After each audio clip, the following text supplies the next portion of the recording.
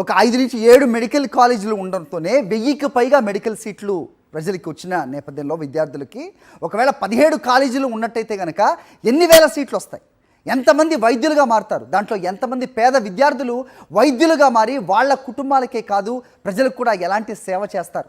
So ఈ ప్రక్రియనంతా ఆపేసి కేవలం వైఎస్ జగన్మోహన్ రెడ్డికి పేరు వస్తుందనే ఒక అక్కసుతో ప్రైవేట్ పరం తలపెట్టిన ప్రభుత్వ నిర్ణయాలను వ్యతిరేకిస్తూ ఈరోజు వైఎస్ జగన్మోహన్ రెడ్డి పిలుపు మేరకు ఈరోజు కోటి గళాల గర్జన అంటూ ఈరోజు వైఎస్ఆర్సీపీ ప్రభుత్వంపై పోరు బాట చేపట్టింది.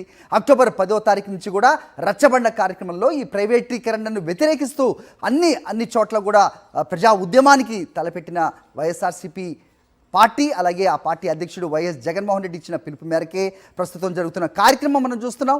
175 నియోజకవర్గాల్లో కూడా ప్రజలు పెద్ద ఎత్తున తరలి వస్తున్నారు.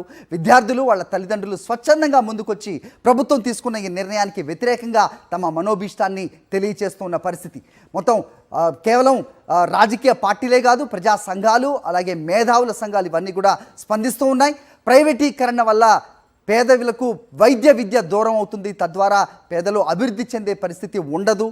2 లక్షల కోట్లకు పైగా అప్పులు చేసిన ప్రభుత్వం కేవలం ఒక 5,000 కోట్ల రూపాయలు ఖర్చు చేస్తే మిగతా మెడికల్ కాలేజీలు కూడా పూర్తవుతాయి. తద్వారా పేదలకు వైద్య విద్య కావచ్చు అలాగే వైద్యం కావచ్చు దగ్గర అవుతుందనే ఒక సంకల్పాన్ని వైఎస్ఆర్సీపీ తీసుకుంది. సో ప్రజల అభిష్టాన్ని వైఎస్ఆర్సీపీ గొంతుగా ప్రభుత్వంపై గర్జించబోతోంది. అదే కార్యక్రమాన్ని ఈరోజు 175 నియోజకవర్గాల్లో కూడా మనం చూస్తున్న సిచ్యువేషన్.